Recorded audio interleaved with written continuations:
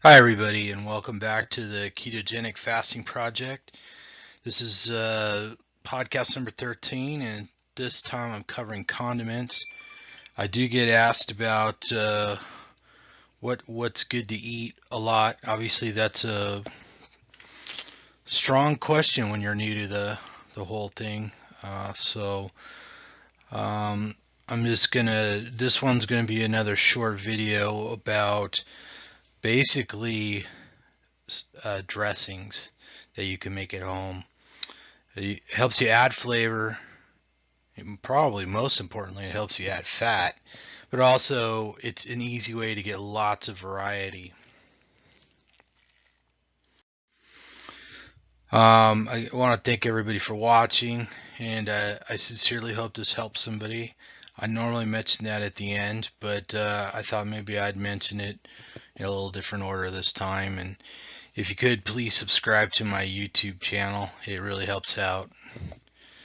And I want to thank my sister for pointing out that I made a little slip of the tongue in one of the earlier videos when I was talking about Dr. Jason Fung. I said he was a nephrologist, but he's or a phrenologist, but he's a nephrologist. He's a kidney specialist. So just wanted to clear that up. So he's an actual doctor. He's in Canada, but he just had a new book that came out, which I'm going to get soon and do a review of. So, anyways, the two primary condiments I'm talking about are mayonnaise and dressing, and they're actually very similar. You'll see when we get into it. So, I went to the store. I went to a large grocery store um, after I started this diet, and I read every label of every type of mayonnaise they had, and I'm not lying, they probably had over 20 different ones. And a lot of them will say like olive oil, avocado oil. I think there was sunflower oil or something like that. So when you look at the back and you read the label, you realize that even though they may contain some olive oil or some sunflower oil, some avocado oil or whatever, canola oil, they, that's actually not the primary oil. The primary oil in almost all of them is going to be soybean oil, and it's usually hydrogenated, partially hydrogenated, or what otherwise would be known as a trans fat. So that's a big problem. I know a lot of people like avocado oil. You got to read the label because avocado oil is really expensive. Olive oil is expensive. In fact, there's a global problem with buying olive oil that has other oils that have been substituted into it illegally. So there's a lot of money to be made in that. So uh, when you read some of the consumer reports and stuff like that, you find out that a lot of the big box stores like Costco and Sam's Club are a good place to get it because they actually test it as opposed to relying on somebody else testing it. So the avocado oil, a lot of times you see it on sale or whatever, looks like a good price. You flip it over and it's canola oil with a little bit of olive oil in it. So that's not worth it. It's not worth doing. So I avoid all that. Right here, you see some nice eggs there's two eggs in a mixing cup, a big Pyrex mixing cup. I gotta thank my cousin Steven for his awesome backyard chicken eggs. I learned a lot about chickens from him, and he's always very generous with giving me his extra eggs. So, anyways, this is a real simple process of making the mayonnaise, which is basically a base for dressing, and you can kind of change just how thick or viscous it is by just altering a few ingredients to your taste. So I've put in the first picture there on the far left, I've put cracked two eggs into the mixing cup, and then in the middle picture there, there's actually, I believe, a cup of oh no, maybe I haven't put the oil in yet, but I've put some salt, some lemon, and some vinegar in there. I usually use the apple cider vinegar. You can kind of see them in the picture around it. and then I pour in a cup of oil on top of that. And the trick is to, when you go to mix it, this is an immersion blender. They work good. They're handy. This is actually the bottom half, and this in the bowl or in the mixing cup, and then the top half where the motor is laying on the counter behind it. It's a nice thing about the immersion mixers; they come apart. So, like, if you want to leave the bottom half in the cup and not have it flop out and get, splashed all over the place, you could just snap the top off and lay it down and leave that in there. It's kind of handy, especially if you're doing more than one batch, or you got to stop and grab an ingredient you forgot to get.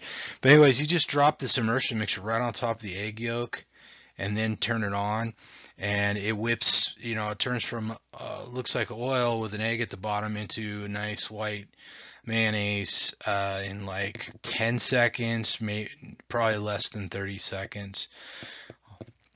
The ingredients are listed here.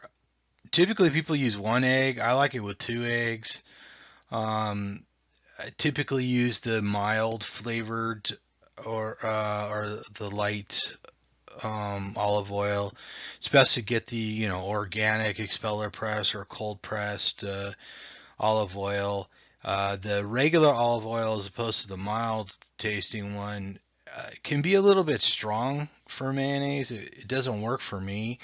Sometimes it just depends, because brands change, supplies change. So, um, but typically the mild one's a real safe way to go, even if it's not necessarily the perfect olive oil for other things. So you put a pinch of salt, a pinch of vinegar, a pinch of lemon, hit it with that blender, and boom, you got mayo. And I guarantee you it tastes better than the stuff at the store. I grew up, my mom, when I was a kid, always bought Best Foods or Hellman's, and they just, nothing else would do. And so I grew up on that, and I like this better. And you can adjust the salt and the vinegar and the lemon juice to your liking, or even the number of eggs. But it's roughly one egg to one cup, and then you put the other ingredients in and whip it, and it's good to go.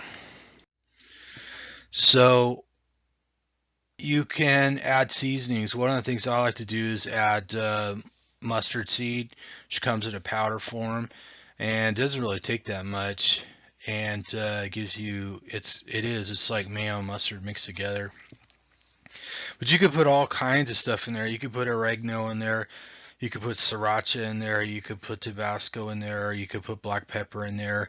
And I think I mentioned before in one of the previous podcasts about the dump ranch, where I forget, is it the Whole Sisters or something like that? They have a recipe online, but you're basically doing the same thing, but you're adding some onion powder and some parsley and some coconut milk, I believe, and you get this ranch dressing that is very, very much like a Hidden Valley ranch, but actually tastes better.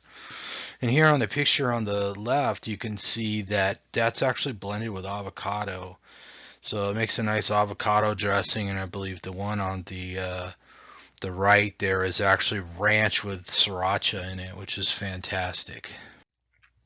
Here's just a shot of some of the spices. I got the old crusty bottle of sriracha. It takes me a while to eat a whole bottle of sriracha. It's potent. And then a little extra salt, like I said, oregano, mustard, and then turmeric. I tend to put turmeric. I know I was talking to my buddy Mark. He just had some work done, and he was I was asking about how his pain level was, and he said that I think it was his doctor, maybe it was someone else telling him he should try some turmeric, because turmeric is an anti-inflammatory.